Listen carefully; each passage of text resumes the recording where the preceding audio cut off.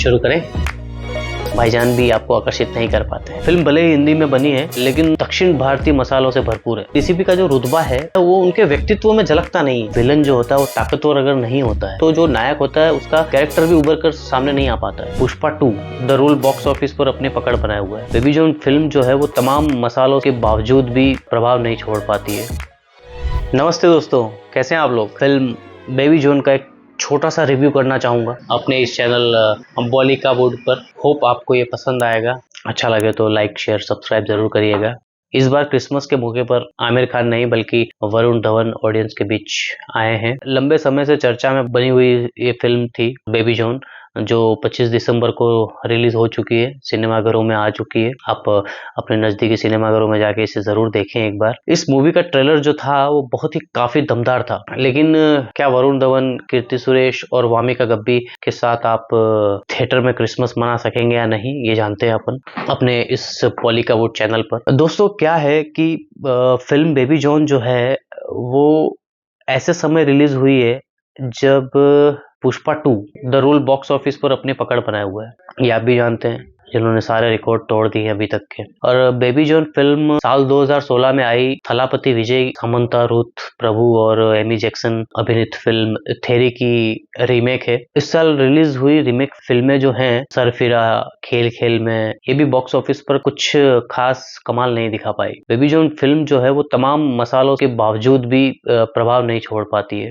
Theory का निर्देशक एटली ने किया था, जिन्होंने पिछले साल शाहरुख खान के साथ मनोरंजन के मसालों से भरपूर जवान बनाई थी। अब एटली के असिस्टेंट रहे कालिस ने फिल्म के निर्देशक की बागडोर संभाली है, जबकि इस बार एटली जो है वो निर्माता की भूमिका में है। फिल्म भले ही हिंदी में बनी है लेकिन दक्षिण भारतीय मसालों से भरपूर है। इस फिल्म में बच्चियों की तस्करी का एक एंगल जोड़ा गया है जो मूल फिल्म उससे थोड़ा अलग करने की कोशिश की गई है, लेकिन यह कोशिश फिल्म को दिलचस्प नहीं बना पाई है।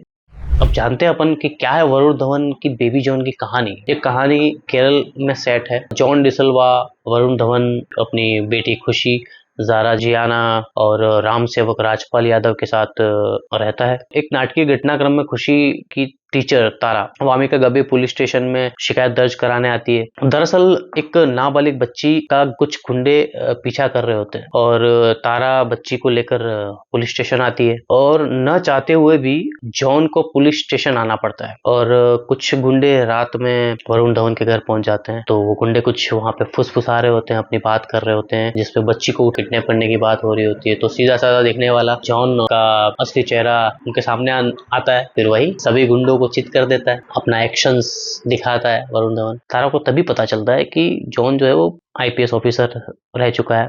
वो राम सेवक से उसके अतीत के बारे में जानने की कोशिश करती है। वहां से जॉन की जिंदगी की परतें खुलना आरंभ होती है और जॉन उर्फ सत्या वर्मा निडर पुलिस अधिकारी होता है, जो तारा को पता चलता है। उसमें ना लड़की की तस्करी करने वाले गैंग के डॉन नाना मतलब जैकी श्रॉफ के बेटे को मारा होता है वरुण धवन ने, जिसने नाबालिग लड़की का रेप किया होता है। प्रतिशोध में जल रहे नाना उसकी पत्नी कीर्ति सुरेश को मार देता है बिकॉज वो वरुण धवन ने उसके बेटे को मारा होता है। अपनी पहचान बदल कर रह रहे सत्या के बारे में नाना को पता चल जाता है। वो सत्या की जिंदगी उजाड़ने के लिए फिर उसकी जिंदगी में आ जाता है। लेकिन क्या अपने मंसूबों में कामयाब होगा जैकी श्रॉफ नाना? इस संबंध में है ये पूरी फिल्म की कहानी कमजोर कहाँ होती है। मूल फिल्म थेरी देख चुके दर्शकों को बेबी जॉन देखकर काफी निराशा होगी। बेबी जॉन को मूल फिल्म से अलग करने के लिए कालिस ने लड़कियों की तस्करी का एक एंगल शामिल किया है इस फिल्म में, लेकिन वह उसे समुचित तरीके से कहानी में ना शामिल नहीं कर पाए।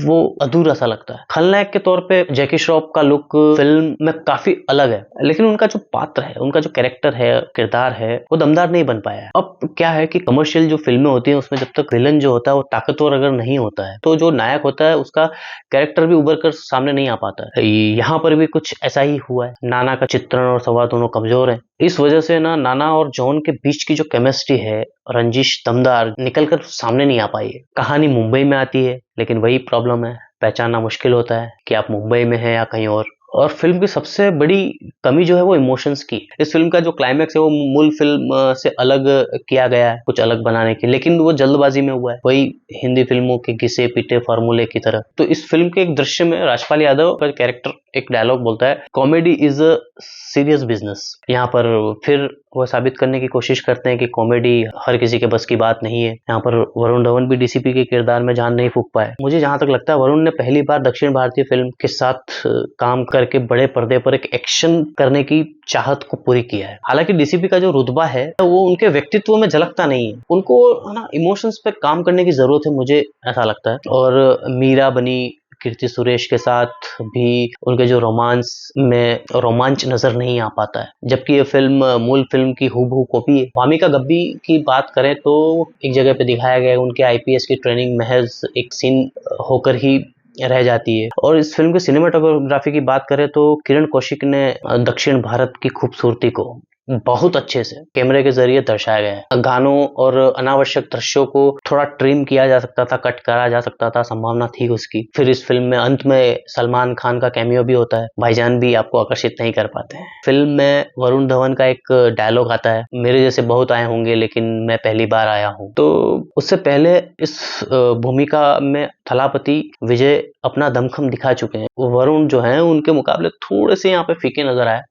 ये था मेरा इस फिल्म को लेकर एक छोटा सा रिव्यू, और मैं इस फिल्म को 3 स्टार देना चाहूंगा। एक बार इस फिल्म को जाके थिएटर में जरूर देखिएगा। अगर आप वरुण धवन के फैन हैं तो आपको जरूर जाके देखनी चाहिए। आप देखिए एक बार जाके, और मेरे चैनल बॉलीवुड को लाइक, शेयर और सब्सक्राइब जरूर करिएगा। बहुत होप है मुझे मेरा रिव्यू अगर आपको पसंद आया हो तो प्लीज कमेंट करके जरूर बताइएगा कि मैंने अच्छा किया है या नहीं किया है, या फिर मैं इसे और किस तरीके से बेहतर कर सकता हूँ। धन्यवाद। जय श्री राम। Bye bye.